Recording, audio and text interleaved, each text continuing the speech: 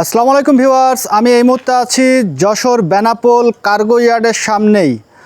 আর এইখানে ভারতীয় এক দাদা গাড়ি নিয়ে আসছে, পণ্যবাহী গাড়ি নিয়ে আসছে। তো এইখানেই উনি রান্না করে খাচ্ছে, রাত্রির বেলায় উনি রান্না করে খাচ্ছে। তো আসুন ওনার কাছে কিছু শুনে আসি। দাদা, কি রান্না করতেছেন? চিকেন। চিকেন? ও, এই রান্না করতেছেন কিসে? এটা কি দিয়ে রান্না করতেছেন? চুলো, গ্যাসে? গ্যাসে।